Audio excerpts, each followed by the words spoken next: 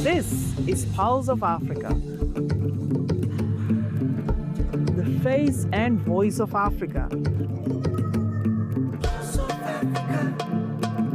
The story of resurgent and burgeoning Africa is here, only on the Pulse of Africa channel.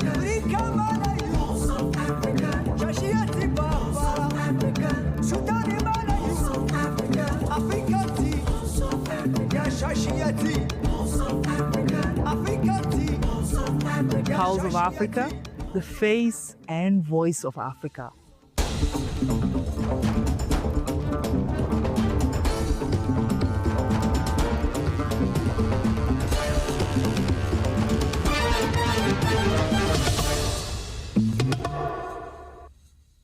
Hello, I'm Gamachisa Mandida with the news. Let's begin with the G20 Leaders Summit in South Africa. With just 5 days to go before the Group of 20 G20 Leaders Summit, South Africa is fully prepared to welcome world leaders to Johannesburg. South African International Relations and Cooperation Minister Ronald Lamola said Monday. Briefing journalists on preparations ahead of Saturday's summit, Lamola said everything remained on track, with 42 countries having confirmed their participation.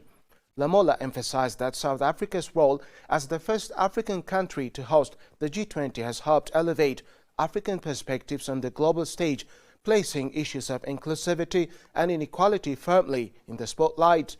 Lamola said negotiations on the South African declaration had already begun, expressing hope that a final declaration could be reached. All G20 member states, excluding the United States, would be represented, according to the minister.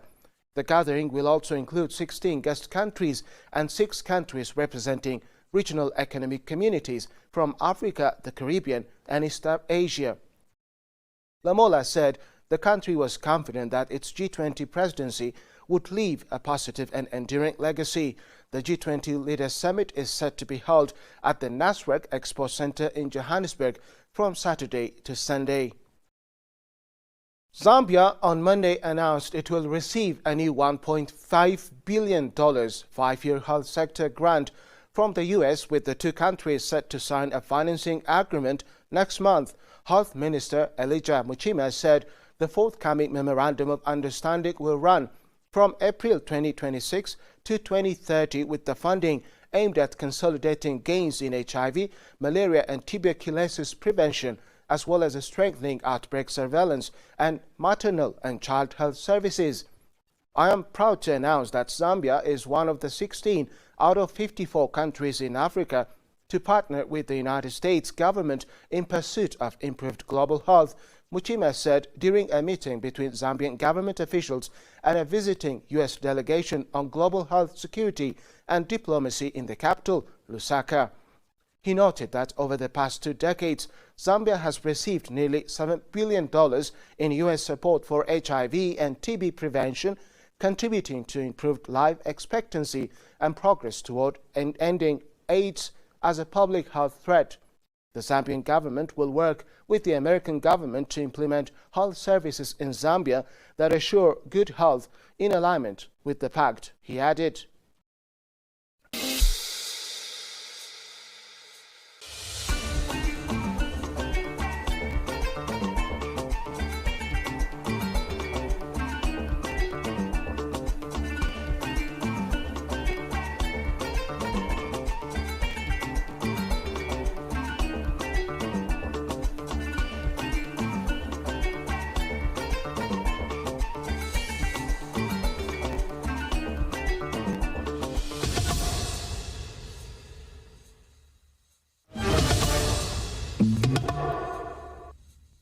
Moving to Ghana. Ghana is taking steps to strengthen oversight of its renewable energy sector and better support its development. According to local media reports, the Energy Commission brought together more than 40 stakeholders from the solar, energy efficiency and clean technology industries in Accra to discuss the initiative. The move comes as the contribution of renewables to Ghana's electricity system remains uneven. The Energy Commission outlined several proposals to improve the regulatory framework for renewable energy. The Commission said it is developing a digital portal that will allow developers to submit and track license applications online. It also reiterated existing rules governing the import of solar equipment, particularly labeling requirements, and stressed the need for compliance with regulations related to waste electrical and electronic equipment. The Ghanaian government aims for renewables to account for at least 10% of electricity generation by 2030, according to a statement from the Energy Minister reported in October 2025.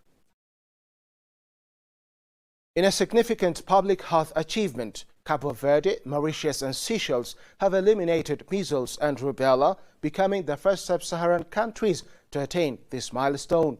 The three countries were verified by the African Regional Verification Commission for Measles and Rubella Elimination, established by World Health Organization (WHO).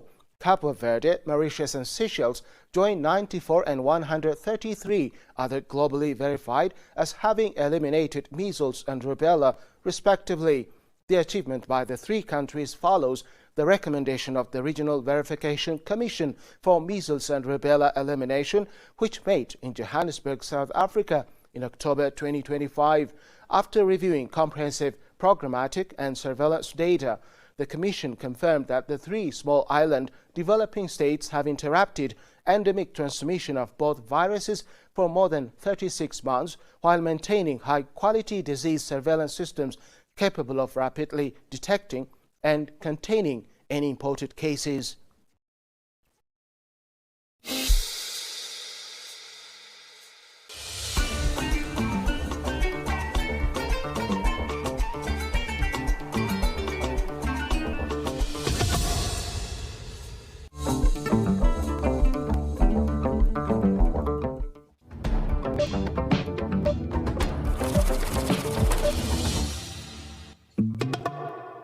Now to business news. Fitch Ratings has affirmed Angola's long-term foreign currency issuer default rating at B with a stable outlook, underlining the country's resilience and amid softer oil prices. The agency praised Angola's strong external buffers with international reserves covering nearly 6 months of payments, well above B-rated peers, and sustained current account surpluses. Successful 1.75 billion US dollars Eurobond issuance in October marked a confident return to global markets after a 2-year hiatus. Government debt is set to fall from 54.3% of GDP in 2024 to around 50% in 2025 and 48% in 2026, supported by primary surpluses and nominal growth.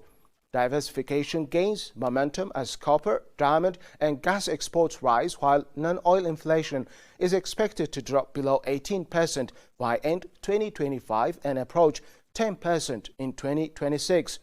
Despite peaking debt repayments in 2025, Angola's prudent management and improving fundamental support Fitch's vote of continued stability. Mobile operator MTN Group and global technology giant Microsoft announced their plans to democratize access to artificial intelligence-powered learning and productivity tools to people across Africa. Launched to celebrate MTN reaching the milestone of serving 300 million customers, the collaboration aims to enable more African citizens to participate meaningfully in the digital economy through Microsoft 365 and Copilot, an AI-enabled solution to support research, writing, communication and collaboration across devices.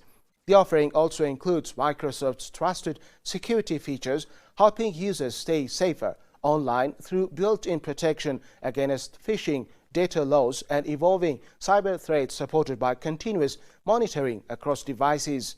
By combining MTN's reach and local insight with Microsoft's global technology expertise, the initiative reflects a shared commitment to help bridge the skills and opportunity gap and support Africa's shift from connectivity to meaningful participation.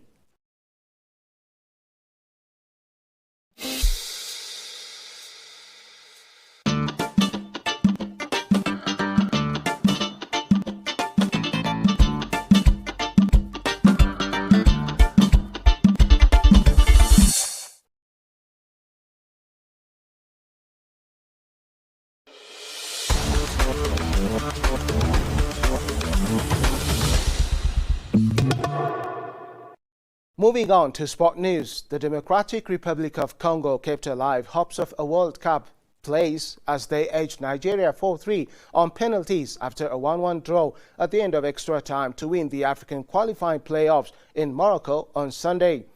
DR Congo now await the draw on Thursday for the Inter-Confederation playoff in March, where 6 teams will chase 2 places at the 48-team finals.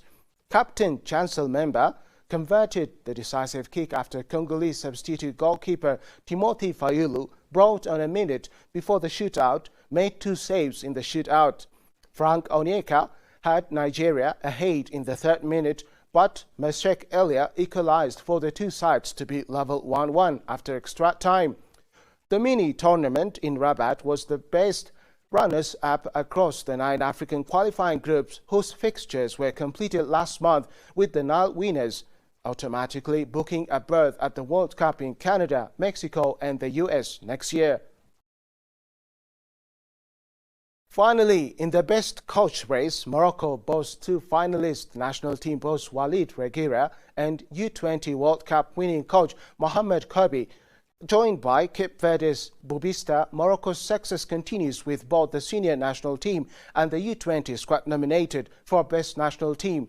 In club football, RS Berkane is up for Best Club, competing with Egypt's Pyramids FC and South Africa's Mamelodi Sundowns. For the prestigious Best African Player award, Morocco's captain Achraf Hakimi faces global stars Mohamed Salah and Victor Osimhen. Goalkeepers Yassine Bonu and Munir Kajou both make the final cut, while Mohamed Chibi and Osama Lamloy are contenders for Best Player in African competitions. Rising talents Othan Masima, Mama and Abdullah Kazan are in the running for Best Young Player. On the women's side, Morocco also shines. Gisdel Chebak and Sana Mosdi are finalists for Best Female Player, and Khadija El Rimichi is up for Best Female Goalkeeper. Now, let's check the current weather forecast.